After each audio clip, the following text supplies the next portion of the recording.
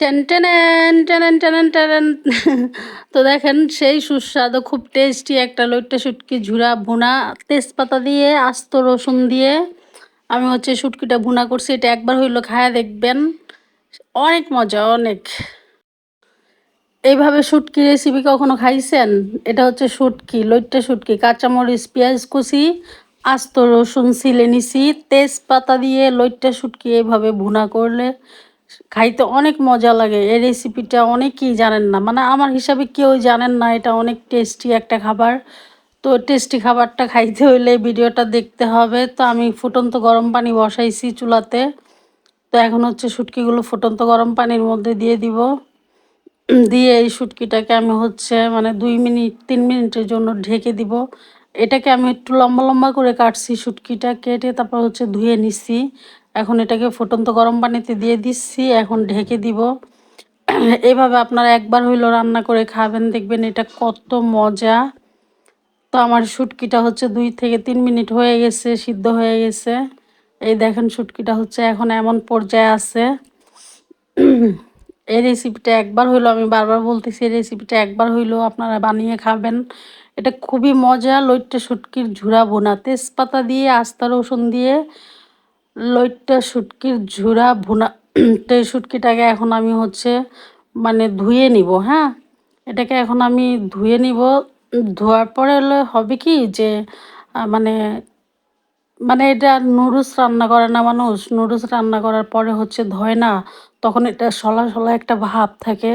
তো এই নুডলস সিদ্ধ করার পরে যে মানুষ ধোয়, আমি এমন করে শুটকিটাকে ধুয়ে নিচ্ছি। দেখেন এভাবে ধুয়ে নিলাম। তো এখন আমি শুটকিটাকে কি করব জানেন? শুটকিটাকে আমি হচ্ছে পাটার মধ্যে থেতলে নিব, মানে ছেঁচে নিব আর কি। সবগুলো শুটকিকে আমি যেমন করে পাটার মধ্যে হচ্ছে ছেঁচে নিব। তারপরে এই শুটকিটা আমি হচ্ছে রান্না করব। তো আপনারা দেখতে থাকেন কিভাবে আমি কি করি। সবগুলো শুটকি আমি হচ্ছে এভাবে ছেঁচে নিব এখন। দেখেন এই যে এমনটা হইল। ছেঁচার পরে তো আমি হচ্ছে ফ্রাই প্যানে মানে তেল দিয়ে দিলাম। তেলটা পরিমাণে একটু বেশি লাগবে, মানে সয়াবিন তেল দিয়ে দিলাম। তেল পরিমাণে একটু বেশি দিবেন। তো আমি তেলের মধ্যে একটু লবণ দিয়ে দিলাম। আমি সব রান্নার আগে হচ্ছে ফ্রাই প্যানে গরম তেলের মধ্যে হচ্ছে এভাবে একটু লবণ দিয়ে দেই। কারণ হচ্ছে এটার মধ্যে পেঁয়াজ মরিচ যাই দেন বা মাছ যেটাই দেন, এটা আর ছিটকে আসবে না। এই কারণে আমি সবসময় হচ্ছে এই টেকনিকটা করি। তো দেখেন আমি হচ্ছে এখন দিয়ে দিব হচ্ছে রসুন, মানে আস্তা যে রসুনগুলো ছিলে রাখছি, এই রসুনগুলো দিয়ে দিব। দিয়ে একটু নেড়ে দিব।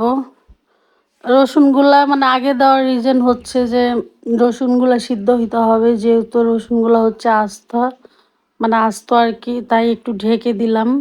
তাহলে একটু মানে সফটটা বেশি হবে। তো দেখেন আমার রসুনের কালারটা এই পরিমাণে হয়ে আসছে। আমি 2 মিনিট ঢেকে রাখার পরে ঢাকনা উঠায় দেখলাম যে একটা ব্রাউন কালার আসছে রসুনে। তো এখন দিয়ে দিব হচ্ছে আমি ধুয়ে রাখা 2টা তেজপাতা। এই শুটকির প্রধান উপকরণই হচ্ছে আপনার তেজপাতা। এই শুটকিতে আপনি তেজপাতা দিলে তখনই এটা টেস্টি লাগবে খাইতে, না হলে লাগবে না তেমন একটা ভালো। তেজপাতা আপনাকে অবশ্যই দিতে হবে। তেজপাতার কোনো ফ্লেভার আসবে না, কিন্তু শুটকির টেস্টটাকে মানে একটু ব্যতিক্রম করে দিবে। তো দিয়ে দিচ্ছি হচ্ছে পেঁয়াজ কুচিগুলো। পেঁয়াজগুলো একদম মানে কিউব করে কাটা লাগবে, কুচি কুচি করে। তো আমি এই পেঁয়াজগুলোকে হচ্ছে রসুন তেজপাতার সাথে নেড়ে চেড়ে 2-3 মিনিটের মতো হালকা মানে একটা ব্রাউন কালারের মতো করব।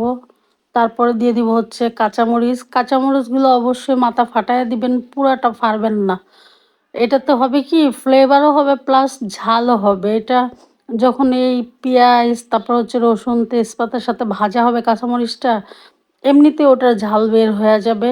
আমি এখানে কোনো শুকনা মরিচের গুঁড়া বা শুকনা মরিচ ব্যবহার করব না, শুধু এইভাবে হচ্ছে 2-3 মিনিট নেড়ে দিব।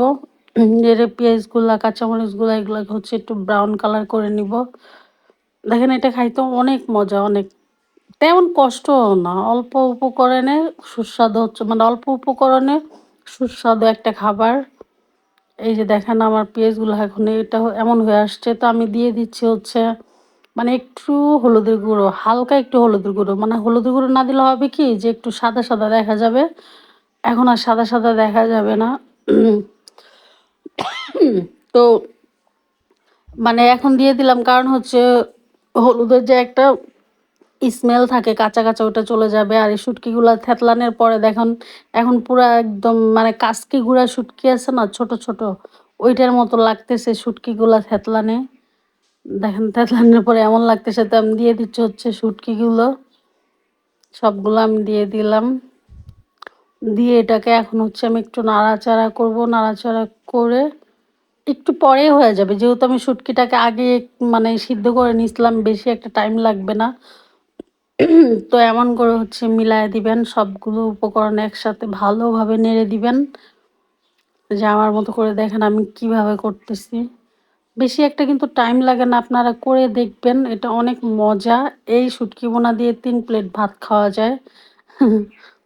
অনেক মজা, অনেক। এটাকে শুটকিটাকে অবশ্যই আপনারা হচ্ছে বেশি একটা শক্ত করবেন না। বেশি একটা শক্ত করলে মানে শক্ত হয়ে যাবে। দেখেন আমার শুটকিগুলা হচ্ছে এমন হয়ে গেছে, পুরা কমপ্লিট আমার শুটকি রান্না। আমি শুটকিগুলা দেওয়ার পরে 3-4 মিনিটের মতো হচ্ছে রান্না করেছি। তা আমার রসুন, পেঁয়াজ, কাঁচামরিচ, শুটকি সবকিছু একসাথে মিলে ভালো সিদ্ধ হইছে, সফট হইছে। আর রসুনগুলা দেখেন এখনো মানে গোটালো গোটালো আছে, রসুনগুলা কিন্তু ভাঙে নাই। যেহেতু আমার উদ্দেশ্য হচ্ছে আমি রসুনগুলা আস্থা রাখবো, তো আস্থাই আছে। এগুলা কিন্তু ভাঙে নাই। আর আপনারা কখন বুঝবেন যে এটা হয়ে গেছে? নিচে দেখবেন হালকা একটু লেগে লেগে গেছে। এই দেখেন আমার শুটকি মানে রান্না রেডি। দেখতে কত লোভনীয় হইছে। এমন করে বানায় খায়া দেখবেন অনেক মজা লাগে।